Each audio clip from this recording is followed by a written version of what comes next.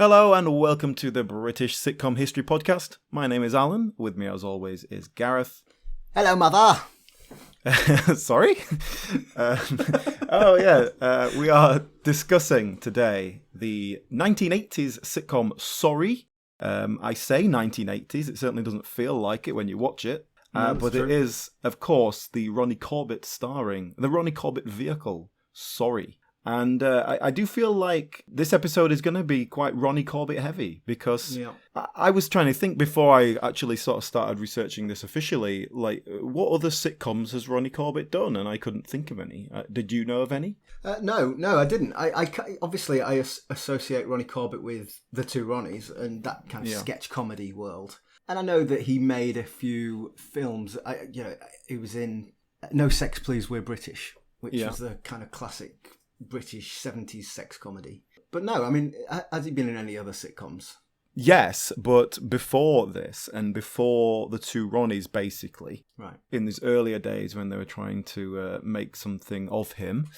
But yeah, there's obviously a lot of history to Ronnie Corbett, and I suspect this is going to be our only chance to talk about him in detail. So I think we can go into a bit of detail there with him. Before we get stuck into Ronnie Corbett, then just tell me a little bit about Sorry. So you said it's in the 80s, and it's funny you said it doesn't feel like it. I definitely agree with that. Mm-hmm.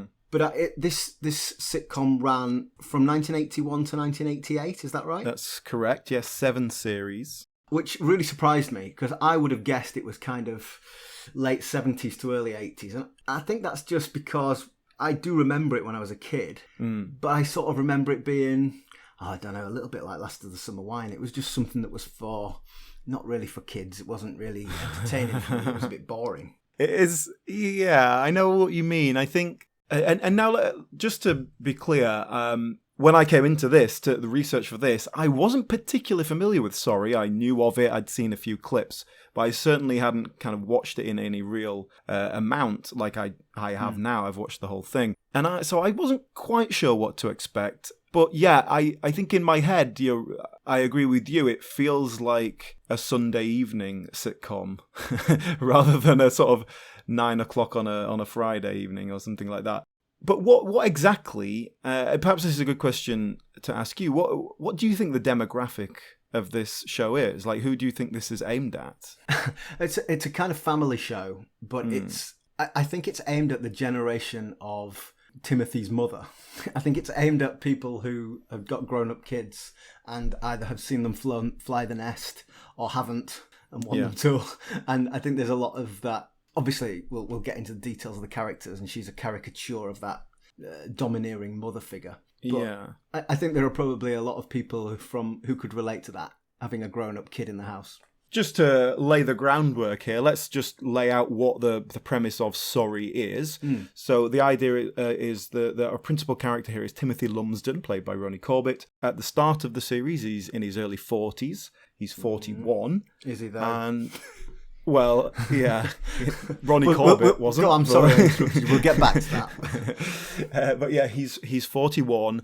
Still lives with his parents and kind of not quite achieved all those things in life that perhaps you would expect, such as family. And he has a job, he has a career, but it's not quite a booming and successful thing. He's just sort of a quiet librarian. But the main thing here is that he has an extremely domineering mother who suppresses him at every turn, really, and treats him like a child. Yeah. So that's the basic setup. And that largely doesn't change throughout the whole series. Mm-hmm. We really stick to it. There's some extra elements that come in. I think we'll discuss them as we go along. It is interesting that his job is librarian. So I guess in 1981, librarian was, I don't know, like a stereotypical job for someone in that position. I kind of thought to myself, what's wrong with being a librarian? But it is the punchline to many jokes throughout the series. Oh, he's only a librarian. I was like, well, that's not a terrible job. That's all right, isn't it? Yeah, it's okay. And I think the general idea is it's just not very exciting. And that kind of fits his life. But ultimately, he's quite well read, obviously. He's quite intelligent. So that all adds into that. But it has to be something that doesn't have particular potential for growth as a career, I guess. Although there are a couple of episodes where he tries to get a promotion and he's scuppered, of course. Well, let's talk about his age. So you said he's 41 when the show starts. Yes. But Ronnie Corbett was definitely older than 41 when this was made, wasn't he? He was 51, yes. He was 51, right, okay. Yeah, generally speaking, Timothy's age does increase as the series go along, pretty much in line with 10 years younger than Ronnie Corbett actually is. But interestingly, I think between series 6 and 7, he goes from being 45 to 48, even though the story pretty much continues straight away. Like, there is a kind of narrative that continues. So it's a little bit loose, his age. I think certainly in the early part of it, you get away with it. You know, Ronnie Corbett, he's obviously a little bit older, but, you know, it's all right. He looks a bit younger than he is. By the end, it's starting to stretch credulity a little bit. Well, the point is that his mother infantilizes him, treats him like a child. Yeah. And, you know, there's an element that he kind of dresses like he doesn't dress like a child. But he almost dresses too smart. I tell you what it was reminding me of. You know, whenever you see little Prince George out and about at the European Championship final and he's got a suit and tie on. It reminded me of Ronnie Corbett as Timothy Lumsden. Yeah, I suppose. Yeah, he's always well turned out, and in fact, there's a part in the episode that we're going to look at specifically where this comes up. So let's deal with that later, I think.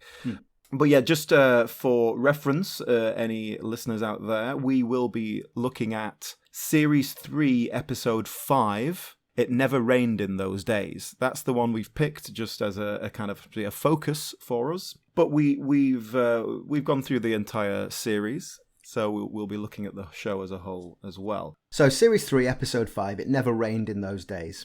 And we open up with Timothy. He's in the attic looking for something. Yeah. And he's going through some of his mother's things, unopened birthday presents. But this episode, for me, and bear in mind, I'd watched one episode from Series 1, one episode from Series 2. This was the first one I watched from Series 3. Yeah. And so there's a new character here, Moo, which is Timothy's sister, Muriel. So is this her first appearance? When did she come into the series? She is in it right from Series 1, but they certainly start to use her more and more as they go through the series. In contrast to Frank, Roy Holder's character, who gets used less and less as we go through. But yes, at first, she is introduced, I believe it's the first series, but she's introduced as, they've got a sister as well, and she hasn't spoken to the mother for 6 months, but she's coming round, and then they have a very awkward kind of dinner and all this sort of thing. And then later on, she becomes much more of a regular fixture, but she's just coming round. She's an interesting addition because clearly the relationship between... It's Phyllis, isn't it? Should we call her Phyllis? The mother character. Yeah. Phyllis and Timothy is pivotal to this sitcom. And so it's interesting to have that contrast of this other kid who, you know, the relationship between Phyllis and Muriel is very different. Yes. The Muriel character does change a bit as it goes along. And I think that's just more about, you know, it was originally intended as this one concept, and then let's make more of this, so you have to change it slightly. I think the fact that he's not an only child is quite unusual for a start. She's the younger sister, but obviously she acts like she's older. She's moved on with her life, and she's got more responsibilities, etc., etc. She's married, she's got kids, and she talks to him. I was going to say she talks down to him, but she talks to him like a younger brother, like she's trying to help him and give him advice and all this sort of thing. Because he might be older in years, but he's been, you know, kept. He's emotionally stunted, yes. Yes. And I think that works nicely, having someone there to prop him up, because he needs something. Otherwise, it's just this unending barrage of abuse. Yeah. Which again, I think, like I said earlier, having the father a bit more on his side does help that. But yeah, by this point, we're already getting into the idea that Muriel, as a daughter, and I, it's a shame that they don't develop her more and kind of look into this a bit more, but is she becoming her mother? And they flirt with the idea. How much that is coming into it in a very conscious level, I don't know. But there is definitely elements as we go along where it's not so much about Muriel going, do this because this is going to be better for you. It's more like, well, do this because then I win and not my mum. Yes. And it definitely never gets too far into that territory. And like I say, it would have been nice to develop that a bit more and have more from that character. I don't think we quite get there. Yeah. But it feels more like an actor bringing that in rather than the writers. You know, the actor kind of finding their own motivation as to why they do it. It's just kind of a bit of a subtext. Yeah. So yeah, Muriel as a character is still in a kind of development phase, but I think she is a really important element to have just to give Timothy a kind of a life raft sometimes. Let me take you back to our episode then, Alan. So yeah, they're going through all Phyllis's unopened birthday presents. So, you know, people give her a present every year and she just chucks it in the attic because she's got absolutely no interest in what people have given to her. And then she arrives and they end up looking through some old photo albums. So they're looking at these times of when Phyllis was young and when she was out with her friends. She mentions this chap, Edgar Horsfield, who was obviously someone she had a crush on back then. And she gets quite wistful, doesn't she? She sort of, you know, she drifts off in a bit of a reverie.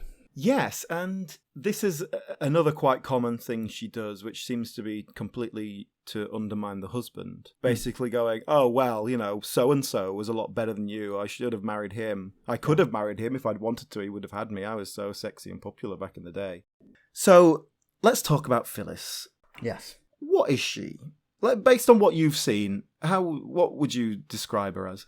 I think she is malevolent. I think she is abusive. I think she's evil. I think she's too much for a sitcom. I think there's a rich comedy to be had in a controlling mother figure. But she's not. She is controlling, but she's more than that. She undermines him. She belittles him. She actively tries to ruin his happiness. She's evil. Yeah, this isn't great for a discussion, but I 100% agree with you.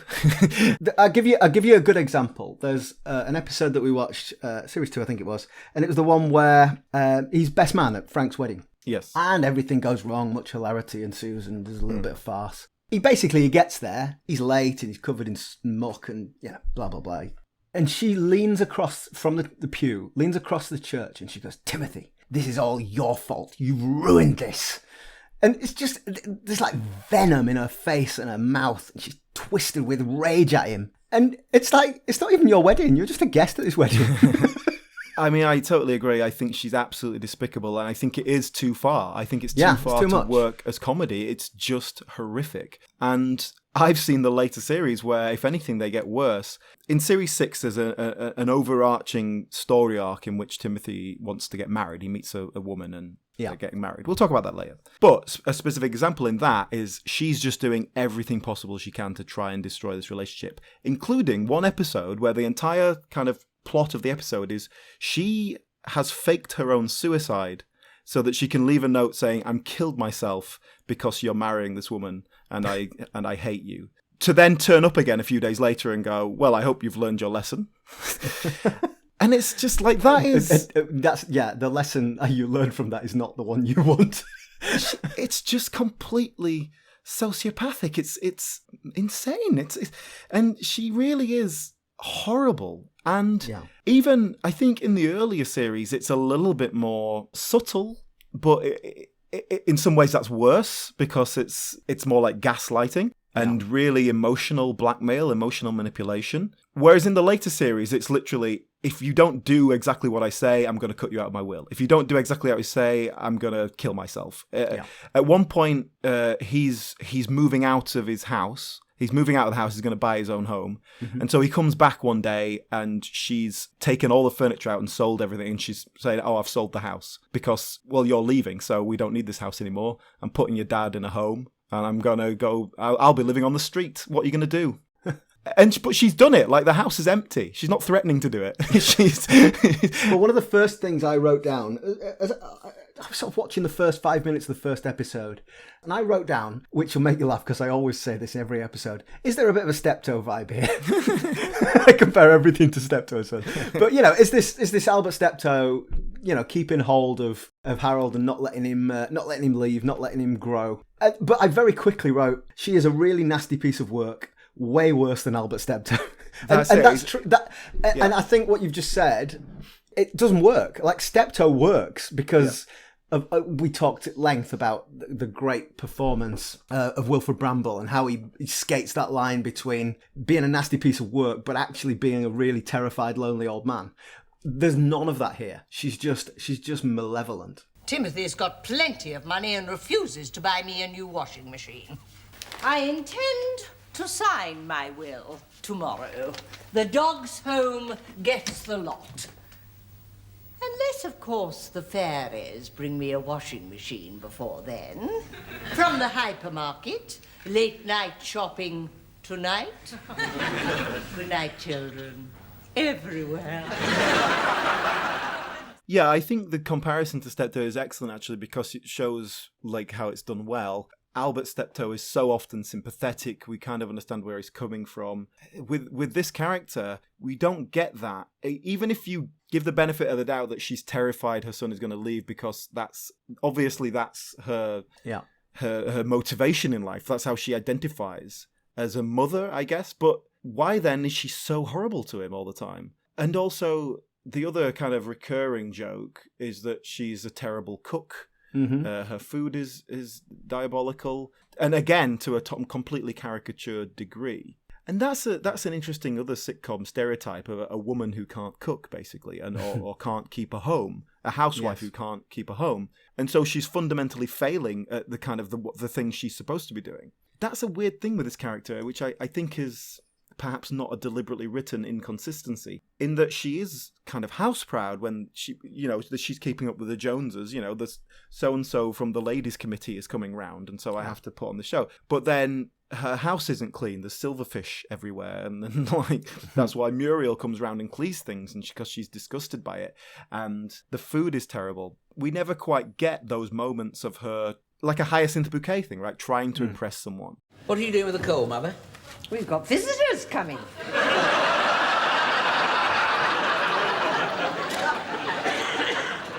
You're not going to paint it white now, are you? I'm sorting them out. I only want big lumps. Oh, just like the gravy, I see. I don't want people thinking we buy nutty slack, especially at summer prices. Now, I want you to go out on the front drive and comb the gravel into nice patterns. We just kind of have to accept that that's happening, but then she's also a terrible cook and all that sort of stuff. But then it gets so bad that it's like, well, why is Timothy staying there? What is it? Because I think there's an intimation in earlier episodes that the idea is he's kind of emotionally mature, and so this life is comfortable. And so going out into the big wide world and getting a better job or getting his own house is scary. Getting a wife would be scary. And so he kind of backs off and goes, oh, well, the mother's womb is kind of nice and comfortable. And that would work to an extent, but this is too far the other way, because there is nothing comfortable about his life. There's nothing pleasant about his life. Yeah. And in the earlier episodes, we get a few moments where we kind of go, okay, well, that's why he likes being treated like a child. So that's why this works. But he's got nothing to compare it with, has he? Because he's been there all his life. It's like, when you read about abuse victims, I don't want to get drift too far away from our comedy brief here.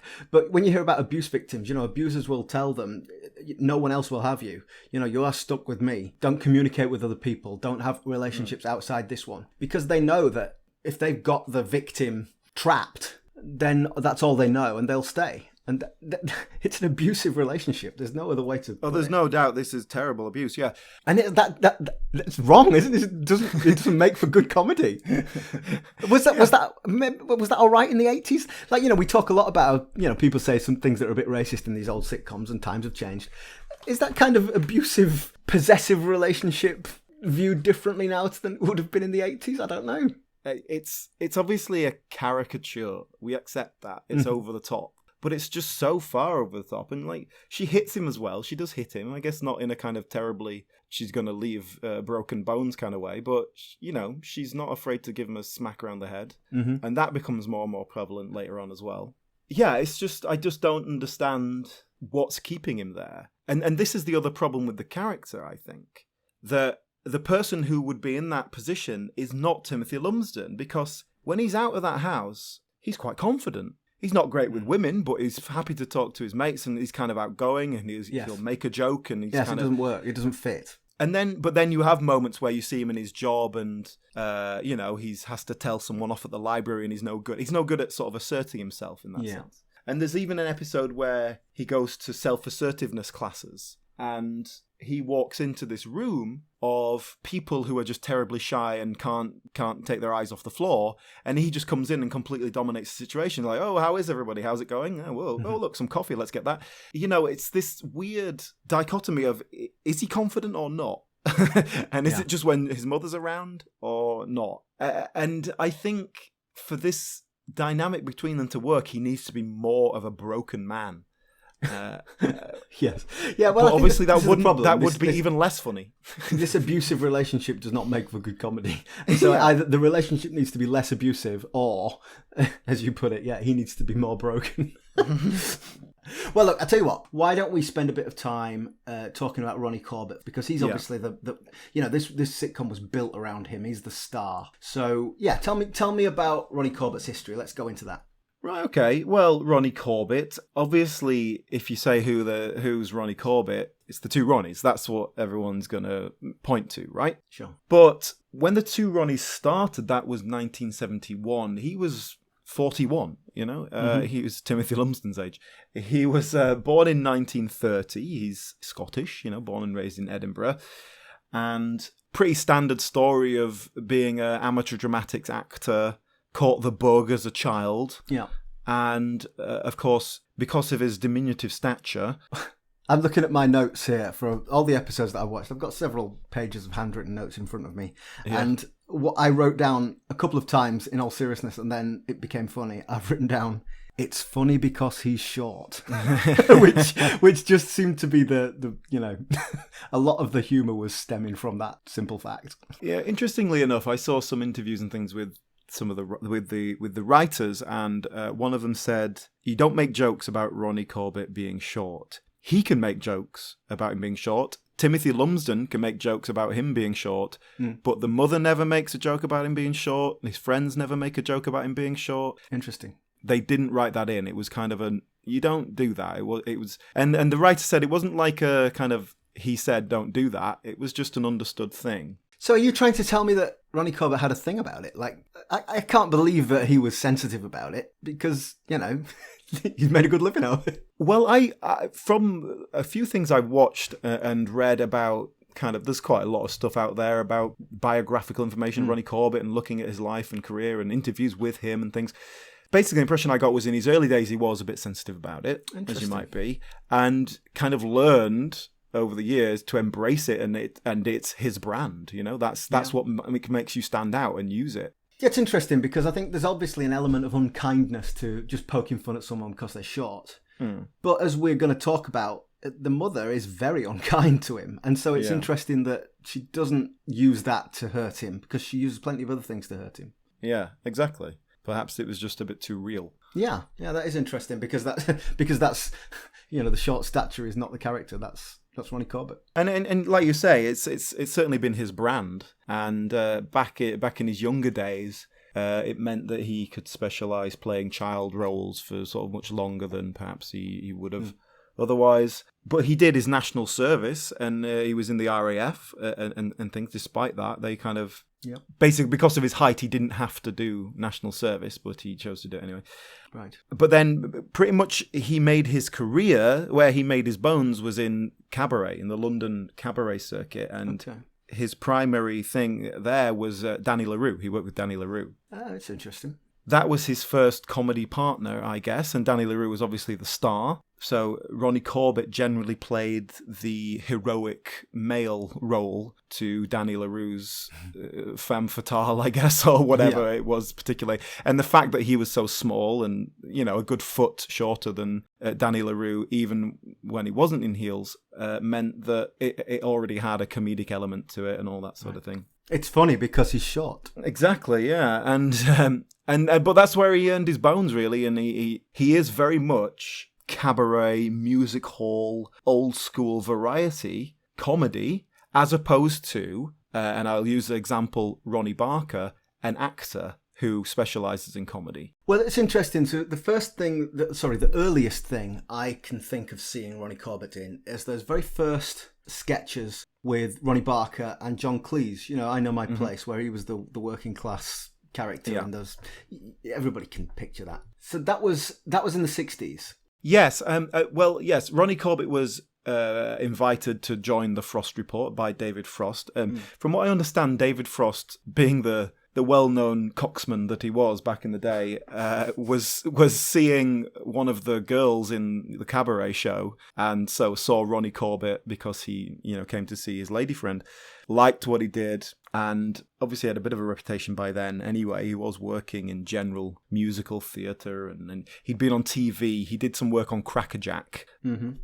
For a while as well. So, it didn't come out of nowhere. But yes, he was invited to join the Frost Report by David Frost, and that was his breakthrough. That was very much kind of what made him known, as so many others, from the same source as we've seen, Was that the first time you worked with Ronnie Barker? Yes, as I understand it, yes. And apparently they connected with each other on that because they were the two there that weren't kind of Oxbridge background, really. They were both from a slightly more lower middle class upbringing. Ronnie Corbett, his father was a baker, so that's the kind of level of in terms of class structure. We've not talked about his childhood. Now, can I just ask you? I'm not sure how to phrase this. How Scottish is he? Yeah, totally Scottish. Born and raised in Edinburgh. Just lost the accent for professional purposes, basically. Right. Okay. Yeah, because his accent's not strong. You can hear it there. You can tell, although not in Sorry. I think he's got rid of it because he's obviously playing a man born and raised in the home counties. But yeah, it's never been a strong accent. No, but yeah, it's definitely straight up Scottish. That kind of slightly Edinburgh is a slightly lighter accent than say Glasgow, but perhaps you can get rid of it a bit easier. Okay, so Frost Report, he meets Ronnie Barker, and is that straight then into the two Ronnies? What else happens? No, so the Frost Report, I think he was working on that from about 65, and that was obviously a hotbed of talent. We've seen so many success stories come out of that.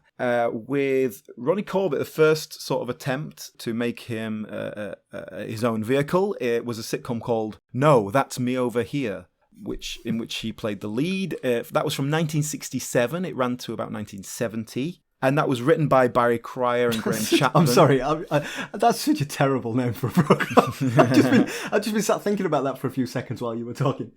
Say it again. It's called No, That's Me Over Here. Well, you see, one of the things that annoys me about Sorry is that it's got an exclamation mark, and I've got no time for punctuation in sitcom names. So, No, That's Me Over Here. Has that got a comma in it? It's got a hyphen, I believe. No hyphen. That's me. It's got time for punctuation. Yeah, well.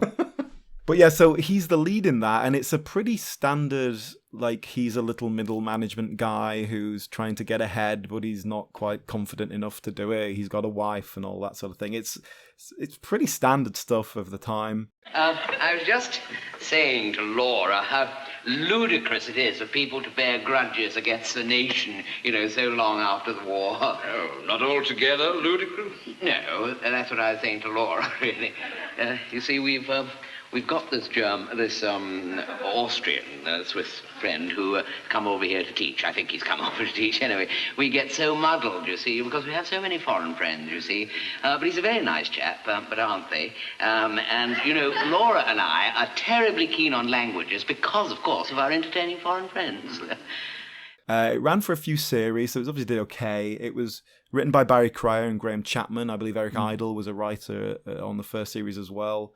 So it was from that David Frost. In fact, David Frost's company produced it, and okay. David Frost was the one who had Ronnie Corbett and Ronnie Barker under contract, even throughout the two Ronnies years. I see. The BBC negotiated through him, perhaps not personally, but you know what I mean. He kind of owned them in that sense. That's interesting. So that's a precursor to the sort of production company, independent production company model. And Frost was right at the forefront of that. Yeah, definitely. Yeah. He was the only person kind of big enough to get away with it. Interesting. So that is unusual, yeah. But these guys obviously trusted him. And so they went off and did that. That wasn't exactly a roaring success. And that was followed up by another sitcom, which was written by Barry Cryer and Graham Chapman.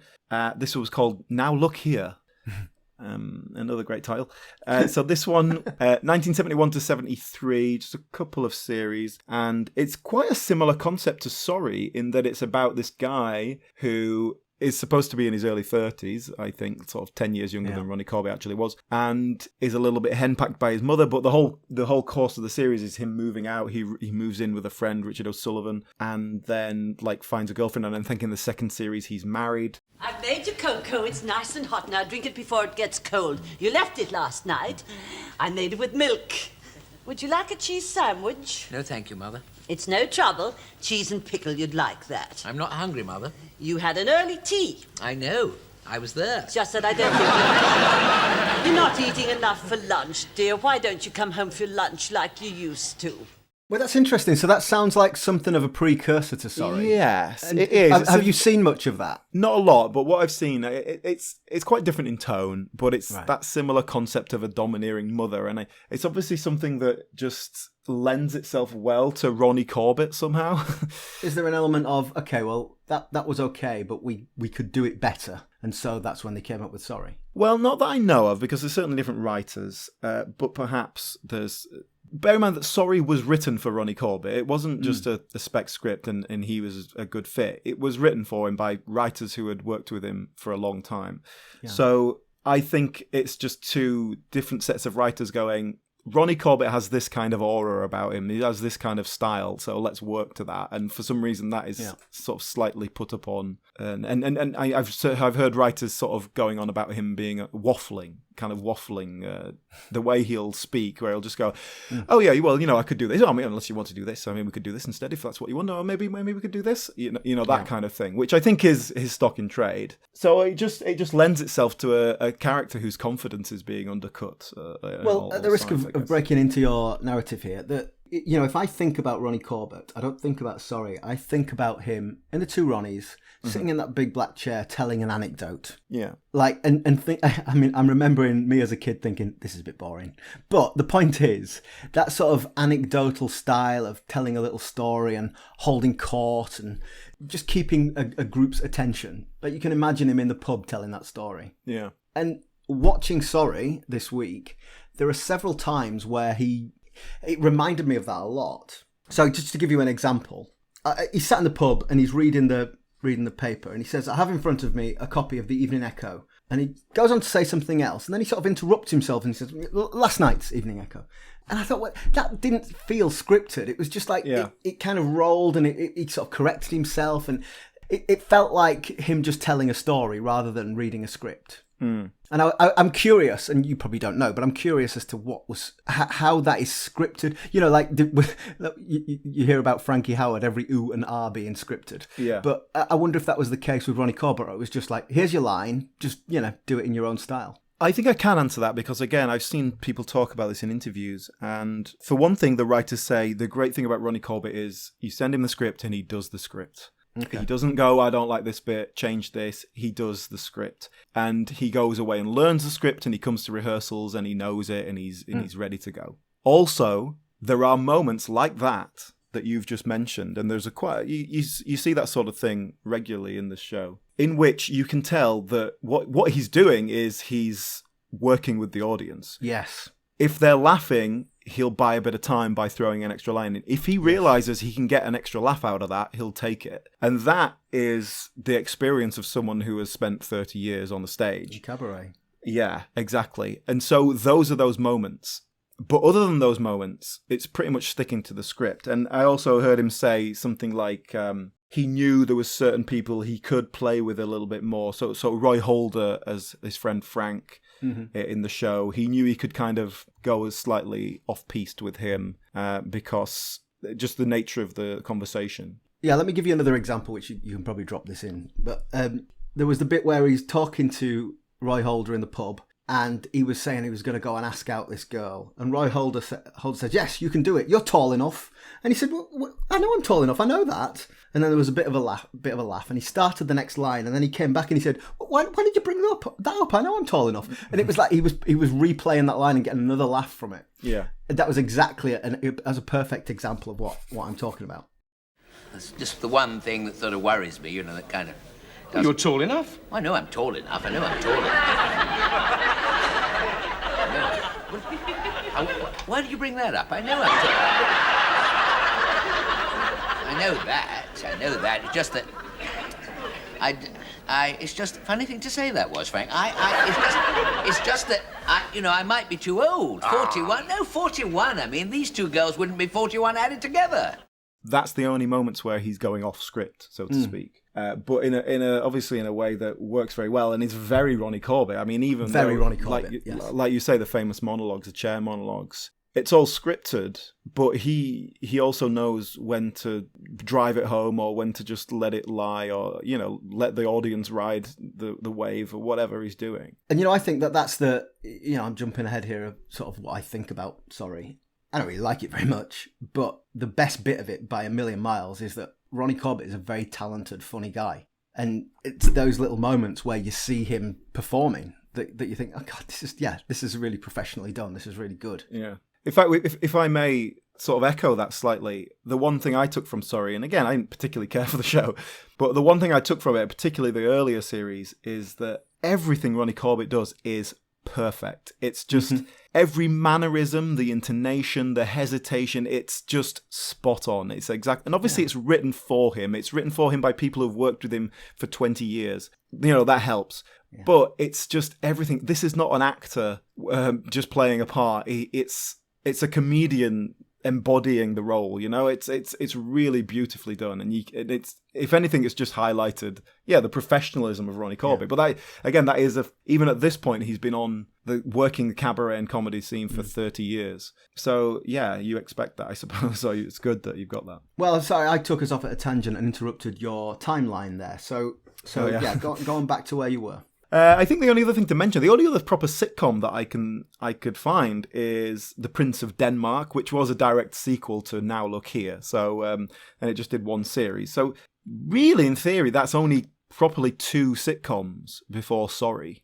Two attempts at sitcoms that were kind of mediocrely, not really that well remembered. And there's definitely, in terms of from Ronnie Corbett's point of view, there was a lot in his early career. He said people would, because he was small, people would try and make him the kind of the goon, the Gump character, I think he referred to it as. The Gump. Yeah, basically like Norman Wisdom or even David Jason, a younger David Jason. It's like the small guy who gets knocked about and things thrown in his face and then he slips on his bum and all that sort of thing.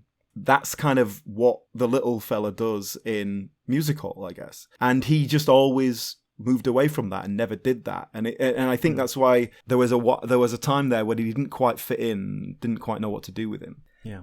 So to get to the origin of Sorry, what I've heard from interviews with Ronnie Corbett is that part of the deal with the BBC to do the two Ronnies, which started in 1971, part of their deal was, we're happy to work together, but we don't want to be seen just as a double act. And I guess the fact that they hadn't come through, they hadn't come up together and been friends since they were kids and all that sort of thing helped that. They were two comedians who wanted to work together. And so part of their deal with the BBC was that they would also have their individual projects on the go. Hence we have Open All Hours, we have Porridge, and we have Sorry. But is that I'm interested to make that comparison, because in Open All Hours and Porridge we have two blue ribbon top 20 of all time British sitcoms. Yes. And I just don't think Sorry is in that league. Yeah. So I wonder, was there any sense of competition between the two? I don't know. Not that I know of. In fact, one of the beautiful things about the two Ronnies, it does appear that they were always very friendly. There's no Steptoe and Son darkness behind the scenes. And they did the whole go and tour Australia for a year thing, and they got on really well. Their wives got on really well together, and all that sort of thing. Oh, you'll love to hear it. So it's actually quite nice. I think that the major difference between the two is Ronnie Barker is an actor, and you see that in the range of roles that he takes, and the fact that you do a 6-part series with different character in each one.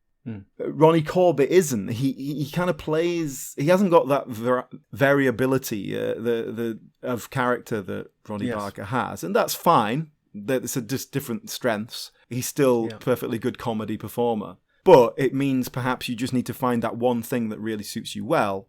And in this case, it was Sorry. And there's certainly no doubt that no matter what you think of Sorry, that the character is perfect for Ronnie Corbett. Sure. Which is why he played the same character in, what was it called? Yes. No, sorry, I haven't. Was it? Sorry, are you over here? What I will say, though, and this is very much my supposition here, and I have no real evidence to base this on, but perhaps the fact that Sorry ran for 7 series and 7 years has something to do that the BBC were contractually obliged to give Ronnie Corbett his own vehicle. Mm-hmm. Now, that's not to say that this was unsuccessful. It was actually, the first series had 13 million viewers.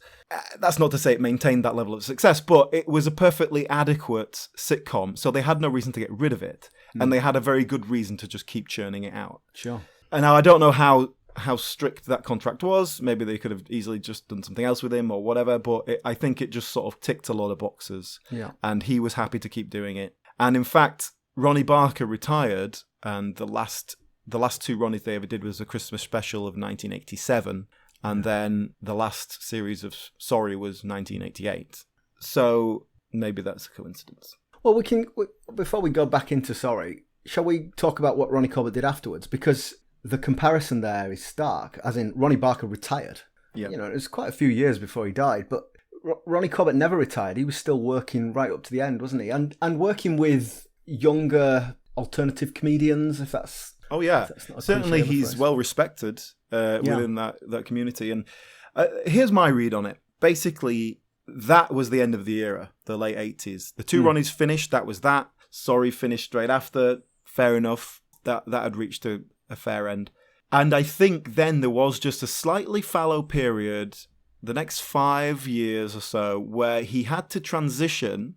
And how comfortable he was with this, I don't know. But in terms of the public eye, he had to transition from he's a big star on TV doing his thing to, national treasure. Yeah. We still respect him, but, it's done kind of thing. Yeah. He's not bringing anything new to the table, put it that way. And I think that's fine. I think that's a perfectly good place to be. I think it's a great place to be when you're 65, But I think there was a sort of slightly awkward era. And obviously he was never stopped working during all that time. He was still doing stuff, of course, but perhaps just not quite as much in the public eye on, BBC. And certainly one of the things that sort of brought him back into the public eye was... I think it was the mid-90s, maybe later 90s, but Ben Elton had his own show on the BBC and brought in Ronnie Corbett. I remember this. As a kind of every week, he was like, oh, now we're going to our special guest Ronnie Corbett, and cut to Ronnie Corbett in the chair, does a monologue. Doing his thing, doing his anecdote from the chair. Yeah. Yeah. And we've talked about this recently when we talked about Ben Elton. Obviously a real lover of the old school stuff, loves Morecambe and Wise, obviously likes the 2 Ronnies. And so it was like, I can work with Ronnie Corbett. Great. He wrote one of the monologues. He said that was a kind of a ambition achieved to write a Ronnie Corbett monologue. But all those monologues, well, not all of them, obviously, but the vast majority of those were written by one guy, by the way, Spike Mullins, who kind of specialised in doing that. Although I did see somewhere that David Renwick had written some of them in the 80s. Interesting. So I'm not quite sure how all that worked, but apparently it was Spike Mullins. He was the one who did that, who created that brand, that idea. Did Corbett write nothing? Did he not write anything for himself? No. And I think that's another big difference between him and, for example, Ronnie Barker. And I think that's fine. He's a performer, and certainly he could stand up in front of an audience and do 10 minutes. He could knock out some gags. It's gags he's been doing for 50 years, and not ones that he came up with, but he's a consummate performer. But yeah, he never wrote anything, as far as I know. Certainly nothing of any particular note. So, is there anything else about Ronnie Corbett that you want to discuss before we go back to our episode? Well, the only other sort of sitcom-y connection is a radio sitcom called When the Dog Dies that he did in 2010, and that is particularly noticeable because it was written by Peter Vincent and Ian Davidson, who wrote Sorry. So that was particularly interesting. Even in that, he would have been 80 then. He was playing a 65-year-old. So, but that I've listened to a bit of that, and it's about this old guy who's sort of having to deal with. Actually, the bit I listened to is basically he's dealing with all the people in his family who are really horrible people. So actually, quite reminiscent of Sorry. But in this case, it's his daughter and his son-in-law. Sorry, that's all we have time for this week, but do come back next time where we will continue to look through our episode and look at the other principal actors. In the meantime, if you've enjoyed the show, please share it with your friends, and of course you can get in touch with us on the social medias at BritcomPod on Twitter and Instagram. Please do rate and review us on iTunes, but only if you intend to give 5 stars. We look forward to seeing you next time.